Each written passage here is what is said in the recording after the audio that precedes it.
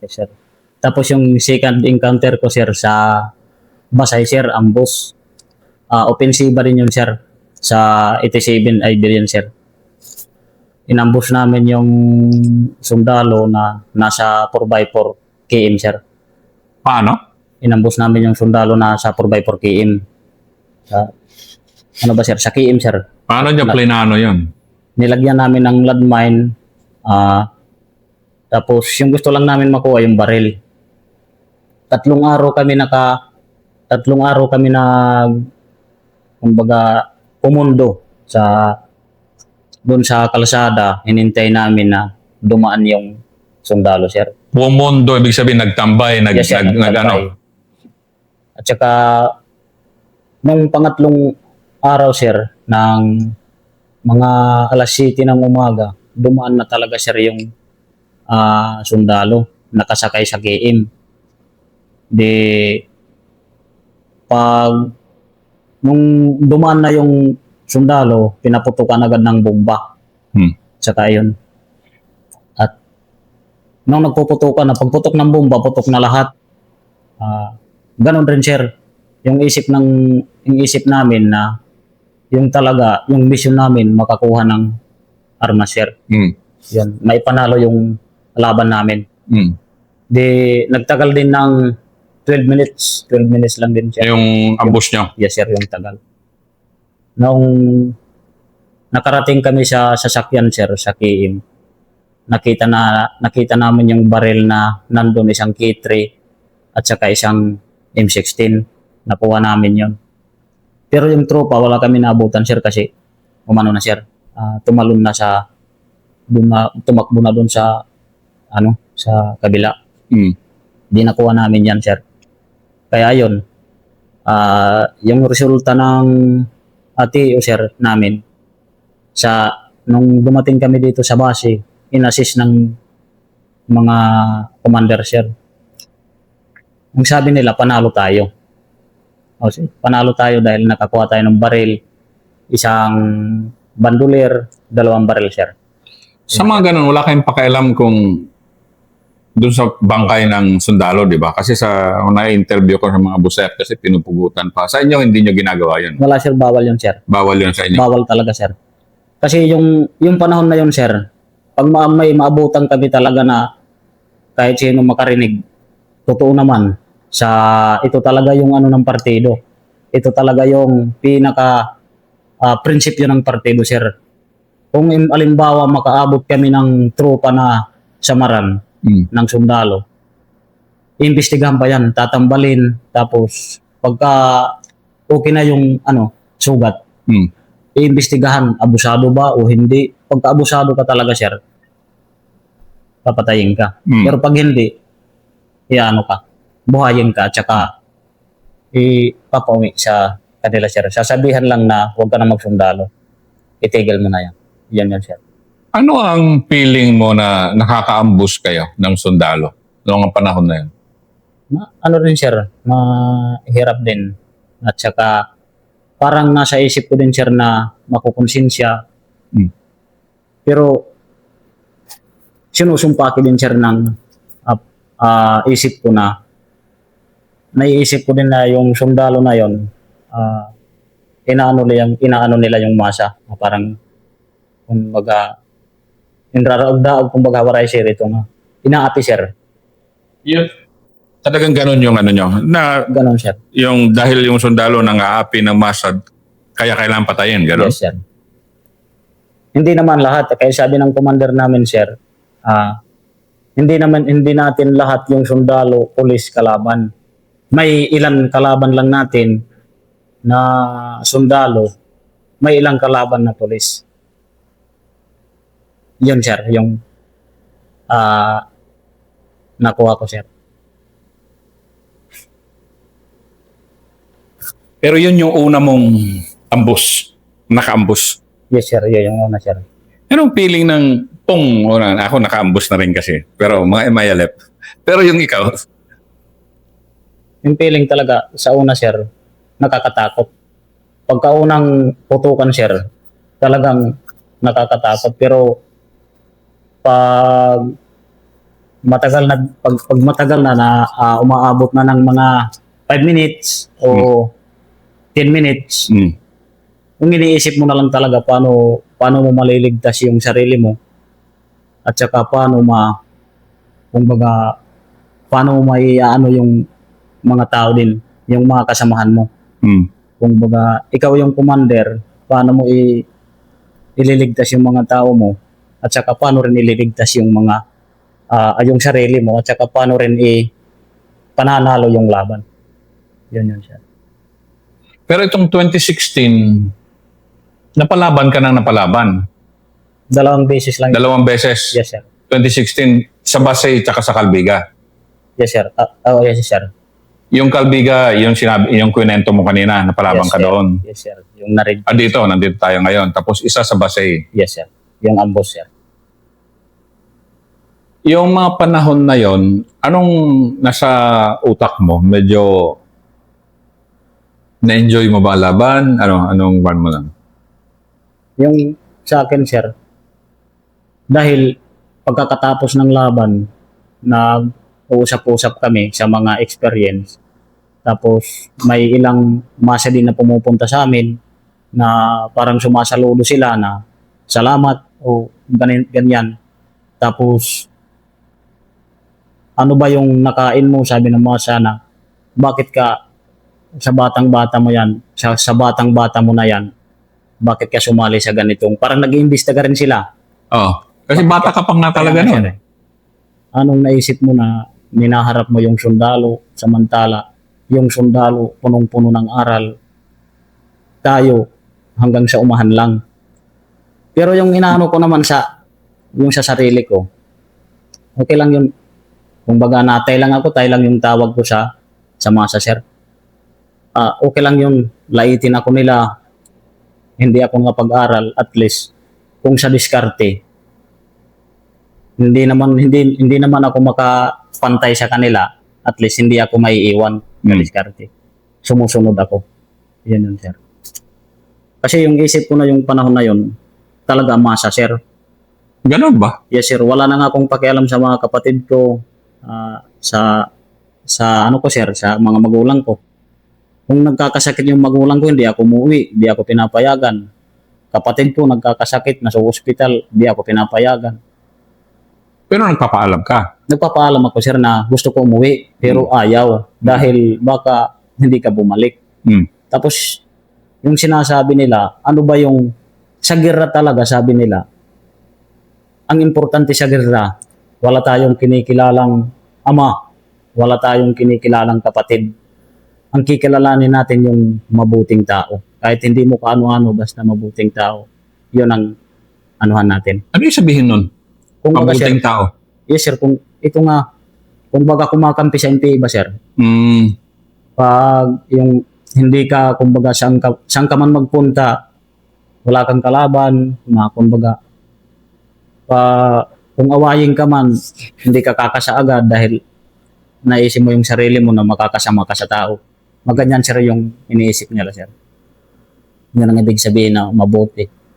Tapos, yung hindi kumakampi sa gobyerno, sir, yun yung sinasabi nila, sir. Ang mabuti. Yes, sir. Pero ikwento mo nga ng kaunti yung unit nyo noon. Kasi ito talaga yung, kumbaga, pambira talaga ng region nyo. Anong klase yung mga tao sa unit nyo? Anong mga pag-uugali nila? Ano yung tapang nila? Ikikwento ko, sir, pero hindi ko mapalalim, sir, dahil Okay lang. bago lang ako dun sa unit na yun. Yung RGO talaga, sir, nung nandito pa lang ako sa barangay, sa kabataan, parang unti-unti ko na silang parang nakikilala yung mga ugali nila. Walang problema, sir, mababait naman.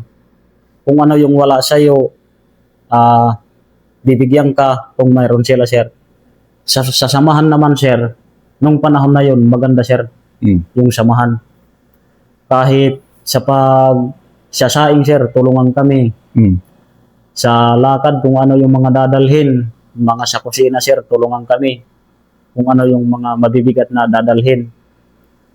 Nung nung humawak ako ng 60, sir, na Sa, 60. yes sir, numawa ko ng 60 sir. Hindi ka ganun kalaki ang tao, Yes, pero sir. 60 gunner Nasa ka. YouTube pa nga yun sir ngayon eh. Ah. Sa TO sa Basay sir, naka 60 ako noon sir.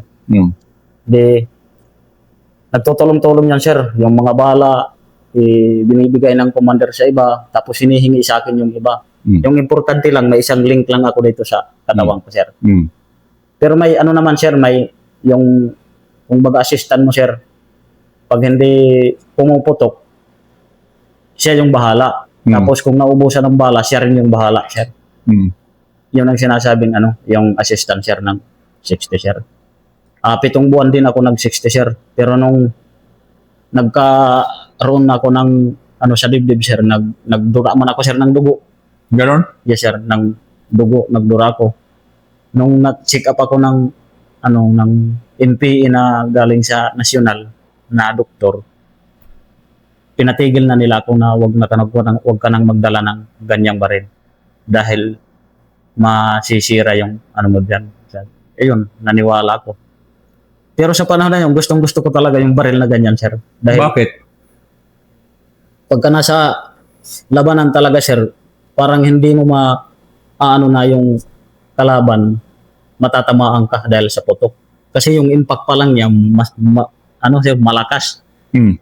Yes, sir. Tapos, kung oras din ng laban, pinagtutulungan ka ng mga kasama, sir. Kung saan ka talaga ipoposisyon, dadalhin yung baril mo doon sa taas, samtang maiiwan ka, ikaw yung bahala, pupunta doon. Basta ikaw yung operator, sir. Hmm. Yun, sir.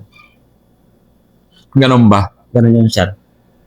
Pag pag mauntog, mga ganyan, yung baril, kukunin sa'yo. Dadala sa mataas na posisyon.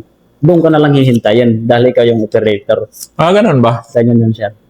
Pero sa tapang noon, ano ang nararamdaman mo sarili mo noon? Yung tapang mo, kasi ka na noon? Unang mga taon mo ito sa NPA eh. Yes, sir. Anong tapang sa tapang lang? Kung sa tapang lang siya, mayroon din naman. Pero, dumadating lang sa akin yung tapang pag naiisip ko na yung masa lang talaga yung nasa isip ko. Yung mag-uuma lang talaga. Na inaapi sila kasi parang yung utak ko na, ano ba talaga to? Mas kakampihan mo pa talaga yung ibang tao kaysa sa magulang mo. Pero yung sarili ko naman, ang sabi ko, bahala na. Basta, parang din sir, yung parang magiging bayani ka din, parang bayani yung... Parang feeling mo bayani ka talaga ng masa. Yung yung utak mo, bahala ka nga, kumbaga, ang sabi ko nga sa loob, bahala akong magsakripisyo ng basta kinakailangan. Handa ko rin isugal yung buhay ko kung kinakailangan. Wag lang pag hindi kailangan. Yun, sir. Para sa masa. Para sa masa, sir. Na hindi mong kilala. Yes, sir. Pero, kasi nga, pag naglalakad kami, sir, pag may nakikita kaming masa na sa umahan, na yung mga bata, walang mga damit, tapos, mga, sir, yung mga itsura, maraming mga putik, o parang walang ligo-ligo, at saka yung pagkain nila, nasa mga plato nila, nasa lang, ng bahay nila. Tumutulong pa kami nun, sir. Tumutulong pa ako. Pinanyano ko pa yung mga plato. Pinupunta ko sa bahay nila sa loob. At saka sinasabihan ko rin yung pinaka matanda na kapatid nila nga. Huwag naman ganito. Ligpit nyo naman ang mabuti dahil kinakainan nyo to. Pero, Ganon ba? yes, sir. Pero, sa akin, parang naiisip ko rin yung pamilya ko, sir. Tumutulong ako sa ibang tao samantala yung pamilya ko hindi ko matutulungan. Paano ko matutulungan? Wala naman ako sa kanila.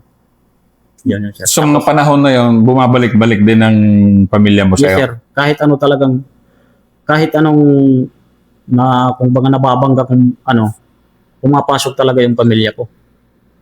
Kung napapalaban, o di kaya nagugutom sa loob, naisip ko talaga yun, sir. At nagugutom din talaga kayo sa loob? Nagugutom, sir. Lalo na pag malapit yung tropa, hindi pwede magsaing, sir. Pag malapit yung sundalo dahil makikita yung usok, sir. Anong kinakain nyo pag di kayo makasaing? Wala, sir. Kung may biskwit na lang, sir. Mga panahon na yun. para sa masa. Yes, sir. Yung dumadaan niya kami sa nagsasaka, sir, tumutulong pa kami noon magtanggal ng damo. Tapos, kung baga sa basakan, magtanim ng palay, sir, tumutulong kami noon. Pero, sinasabi ko lang sa may-ari na hindi kami magtatagal, mga ilang oras lang kami dahil baka maabutan kami ng kalaban. Pag naabutan kami ng kalaban, sino yung kawawa? Ikaw, hindi kami. Kasi kami may baril. Alam kong lalabang kami. Pag naabutan ka, siguradong anuhan ka ng tropa. Kung baga, pagkakamalan ka. Naririnig nyo bang, pinapasalamatan ba kayo ng masa doon sa pagtulong nyo sa kanila? Yes, sir, pinapasalamat. Salamat. Kung baga, sa amin, bali, wala lang yun dahil yun ang trabaho namin. Mga ganyan, sir. Pero, pagkakadating din ng anihan, hihingian din ng pagkain. Ganyan, sir. Yes, sir. Kasi, pag hindi humingi sa masa, sir, walang makakain. Pag hindi humingi sa politiko, wala din makakain. Ganyan, sir. Nasa ano pa ngayon, sir, yung usap-usapan na nag-surrender ako sa 46, sabi ng mga tao sa amin, katapos mo lang pakainin namin, katatapos pakainin namin sa'yo, yun ang gagawin mo. Pero nasabi ko lang, mas payapa tayo na nandito na ako. Kasi kung nandun pa ako, sigurado hindi tayo payapa. Bakit? Hihingian ko man kayo ng pagkain namin. Ngayon, wala na, hindi na ako hihingi dahil sagot na ako ng gobyerno. Nawa ganyan, sir. Kaya sabi sa akin ng mga tao ng traidor eh. Paano mo niyo masabi na traidor? Oo, nasabi niyo na traidor dahil kalaban ako ng sundalo na nagpunta ako sa kanila. Yung nakilala ko, nilapitan ko, kinausap ko na huwag na kayong magpatuloy sa ganyang agerra. Dahil sino din yung kawawa, sir? Sila din, di ba? Buti pa ako nandito na. Grabe, no? Yan, sir. Pero itong 2018, napalabang ka ulit sa Borongan. Yes, sir. Ano naman tong klase to? Layo Hindi galing Basay kayo, layo. Yes, sir. Nung panahon na yun, kami yung gagawa ng ATO. TO, Tactical Offensive. Tactical Offensive, sir. Pero nagkaroon ng nabaliktad yung panahon, sir, kasi kami yung na-TO. Ganun ba? Yes, sir. Paano nangyari? Nakabase kami, sir. Yung panahon na yun, nagbalita yung masa, may sundalo na papalapit sa inyo. Pagkaumagahan, nag-scouring yung iba na kasamahan ko. Nag-scouring pero hindi nakita yung mga trackings ng kaway, ng tropa. Hindi nakita yung trackings. Pagbalik nila, yung sabi nila wala naman. Ano lang daw, fake news. Pagkatapos maligo, dahil na kami, kung baga mag-aaral na, sir. Mag-eskwela na, sir. Dahil Kasi talagang tuloy-tuloy ang pag-eskwela Yes, nyo, di ba, sir. sa loob? mag-eskwela na, paano ng masa, nagpukaw ba? Mga ganyan. Ayun, nagsisimula na sana kami. Ayun, nagkaputukan na naman. Di, tumagal din, sir, ng mga 30 minutes, sir, yung putukan doon. Dahil sa depensa sa mga gamit. Dahil kukunin namin yung gamit namin. Paano? Paano nangyari? I-detalye mo nga, na parang pangkuhan ba? Nung una, sir, nung magsisimula na yung namin, sir, yung pag-aaral, nagputok doon sa unahan ng alugan, sir. Volume fire, sir, yung putok, hindi kami makatayo. Ako nandun ako sa may malapit sa basurahan dahil inano ko na yung kanin na hindi ko na ubos. Babasura ko na sana. Yung panahon na yun, yung baril ko, sir, wala sa akin, nasa sa kubo. Nung biglang nagkaputukan, sir, hindi na ako doon na lang ako sa lupa, ganyan, sir, dahil pag tumayo ka, talagang sabay ka, sir. Nung umano ako, sir, humiga na paganyang paghiga, nakikita ko yung bakas ng bala, sir, na pag tumatama sa kahoy, talaga parang ginagawang panggatong. Ganyan. Parang binibiyak ng palakol. Paano pag ako natamaan nito? Wala, ganyan lang ako. Nung nakarecover na yung isang squad dun sa may bulod, sir.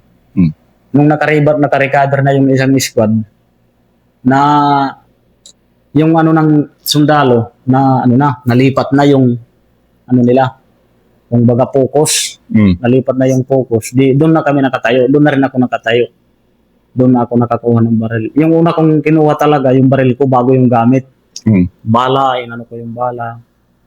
Pero hindi na ako nasa RGO nun, sir. Nasa SDG na ako nun, sir. Sa SDG. Nilipat na ako sa SDG. Naka-K3 ako nun, sir.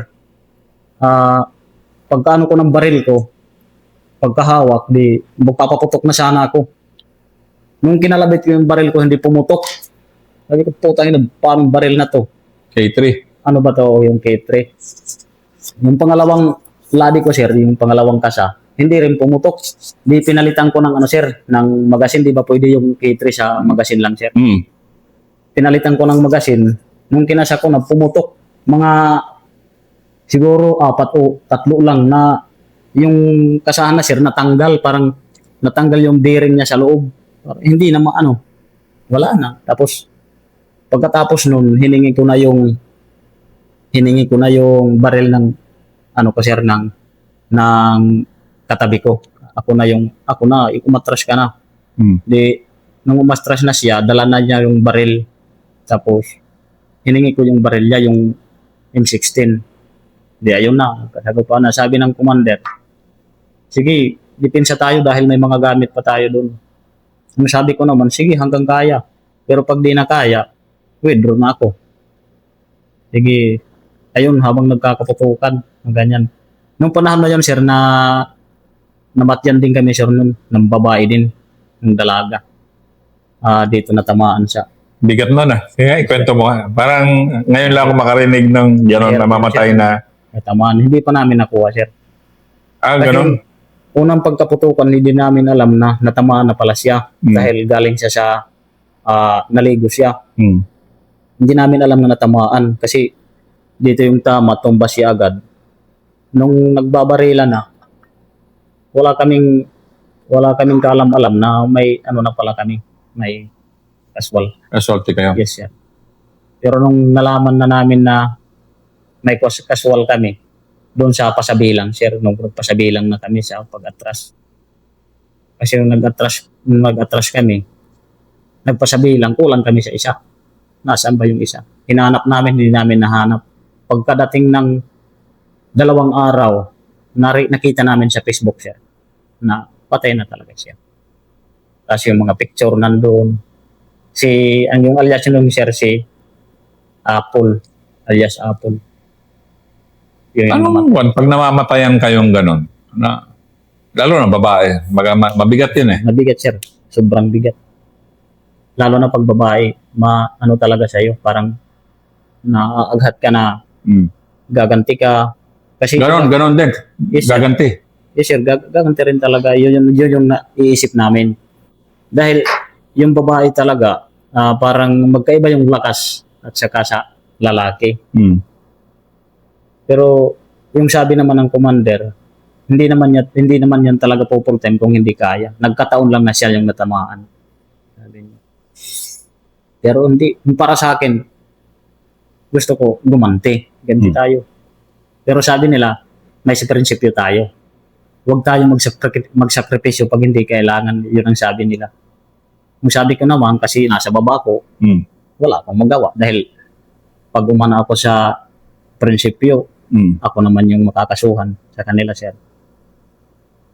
Yun, sir. Galing magkwento. Yan ang second episode.